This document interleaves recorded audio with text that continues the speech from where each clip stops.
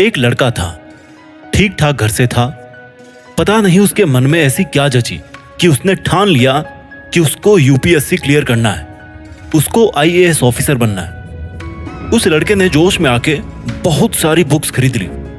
उसने यूट्यूब पर बहुत सारे स्टडी चैनल्स को सब्सक्राइब कर लिया। उसने बहुत सारे ऑनलाइन कोर्सेज का सब्सक्रिप्शन ले लिया। वो नए शहर में सेटल हो गया। उसने अपने पेरेंट्स को, रिश्तेदारों को, दोस्तों को, सबको बता दिया कि कोई भी उसको डिस्टर्ब नहीं करेगा, because he was going to become an IAS officer. He started his study. उसने अपनी पढ़ाई शुरू की। उसके एग्जाम को 10 महीने बचे थे। उसने शुरुआती 1 महीने में बहुत जबरदस्त पढ़ाई करी। He used to sleep only 4 hours, 5 hours a day. But the problem was, he could not sustain. उसकी मेहनत केवल 1 महीने चली। His motivation expired. वो तंग आ चुका था पढ़ाई से। वो पढ़ाई से इतना चिढ़ने लगा कि वो वापस धीरे धीरे अपने उसी पुराने बोरिंग शेड्यूल में आ गया। And he could not clear the exam. ऐसा हमारे देश में बहुत सारे स्टूडेंट्स के साथ में होता है। देखो, जिंदगी में सक्सेस पाने के लिए मोटिवेशन केवल 1% काम आता है। Rest 99% is nothing but self discipline. From day 1 to day 1000, day 2000 you must have to follow the schedule. जब एक बॉक्सर ओलंपिक्स में गोल्ड मेडल लेकर के आता ना, तो उसके लिए उसका सेल्फ डिसिप्लिन सबसे ज्यादा रिस्पॉन्सिबल होता है उसको वहां तक पहुंचाने के लिए। लोगों को केवल इतना पता लगता है कि कोई है इंडिया से जो बॉक्सिंग में गोल्ड मेडल लेके आया है, बट नोबडी नोज कि उस कुछ ग्राम के गोल्ड मेडल के लिए that boxer sacrificed his all pleasures, his all comfort Jones.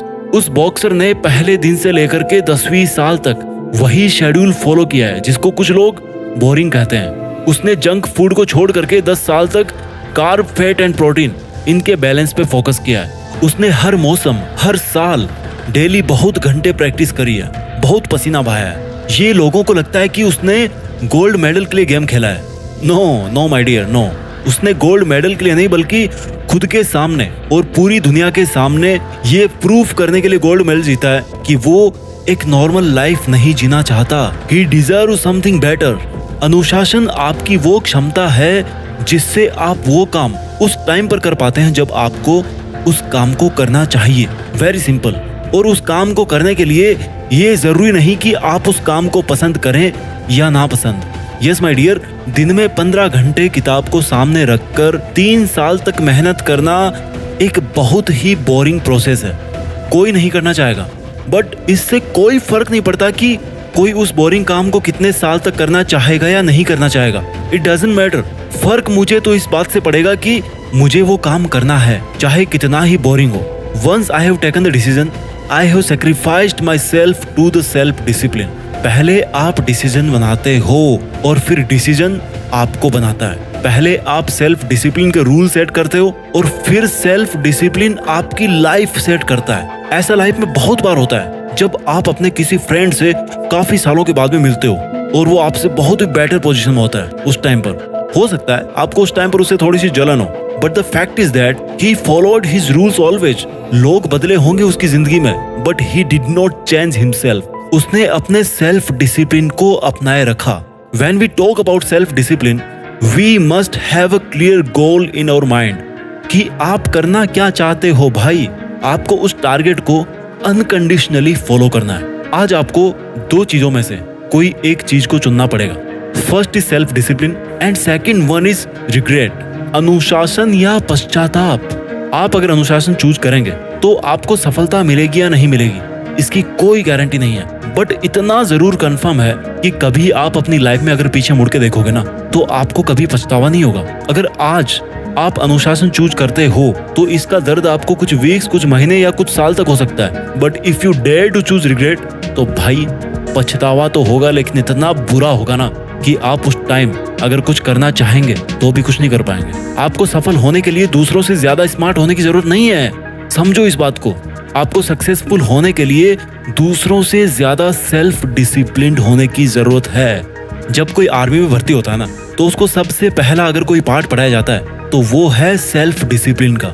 Discipline to perform his duty at any place, at any situation, at any cost. तब जाकर वी विन अ वॉर। और जो हमारी ये लाइफ है ना, this is also not less than a war. इसमें गोलियां नहीं चलती, खून खराबा नहीं होता, but a war is a war. और जिंदगी के इस युद्ध का असली विजेता बनने के लिए अगर आपको सबसे पहले कुछ सीखना है, that is only self discipline. Now question comes, how to become self discipline. Step number 1, सबसे जरूरी चीज है सेल्फ डिसिप्लिन को बनाने के लिए गोल सेटिंग। आपकी लाइफ का एक लक्ष्य निर्धारित कीजिए। आपको क्या लगता है आपको लाइफ में क्या करना चाहिए? आपको क्या लगता है कि कौन सी चीज आपकी लाइफ में सबसे ज्यादा जरूरी है? Is it your self respect? Is it money? Is it a job? और इज इट अ रिलेशनशिप? कोई भी आपका लक्ष्य हो, it doesn't matter. Step number 2, मुझे ये काम करना चाहिए। इस वाक्य से निकल के आप इस लाइन पे आइए कि मैं ये काम कर रहा हूं। द मोमेंट यू रियलाइज कि आपको ये काम करना चाहिए, you must not wait for anything. आपको अपने उस आइडिया पर काम करना शुरू कर देना है at that very very very first moment. जो रेस में सबसे पहले स्टार्ट करता है ना, उसके चांसेस भी ज्यादा होते हैं सबसे आगे रहने के, सब्जेक्टेड टू हिज परसिस्टेंस। यानी कि लगातार काम करने की जो आदत होती है ना, वही रेस में सबसे ज्यादा आगे आपको लेकर के जाती है। Step number 3, create a deadline. जब कोई रेस शुरू होती है तो जो दौड़ने वाला होता है उसके सामने एक टारगेट होता है कि वो रेस 100 मीटर की है या 10 किलोमीटर की है। उस रनर की तैयारी और माइंडसेट भी उसी तरह से होता कि वो अपने आप को मेंटली तैयार कर सके। मैंने बहुत पहले एक वीडियो में कहा था कि किसी भी काम को करने के लिए आपको उस काम को सबसे पहले अपने विचारों में करना होता है। सबसे बड़ा काम होता है किसी भी काम को करने का पहले खुद को ये समझाना कि मुझे ये काम करना चाहिए, मैं ये काम कर सकता हूँ या मैं इसी काम को करने के लिए बना हूँ। You have to win yourself, so you must set a deadline कि मुझे ये काम करना है और कितने समय में करना है। हो सकता है आपका लॉन्ग विजन हो 10 साल का, हो सकता है आप वहां पर 5 साल में पहुंच जाओ, बहुत अच्छी मेहनत थी आपकी, या हो सकता है आप 20 साल में भी ना पहुंचो, बट रफली you must set a target कि यार ये काम मुझे 10 साल में करना है।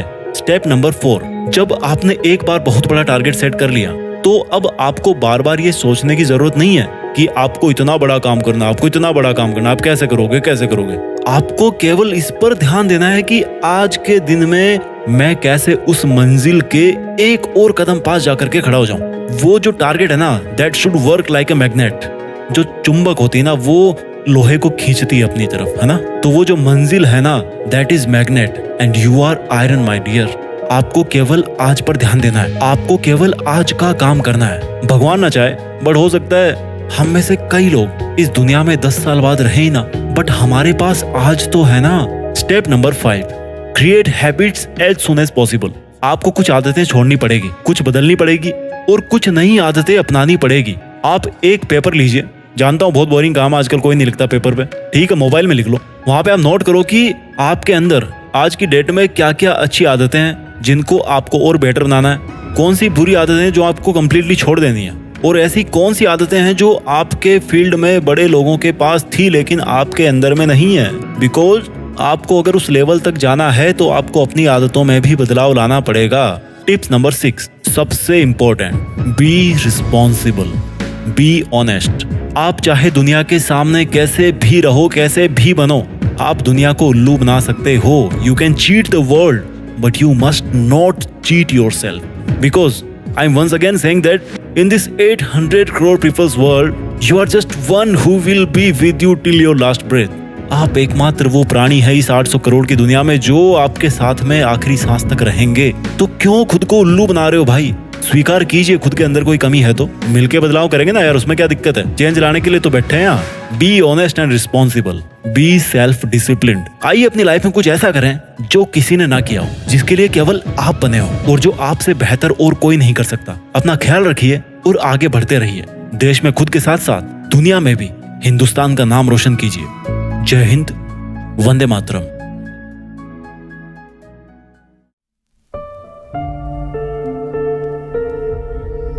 जीत फिक्स।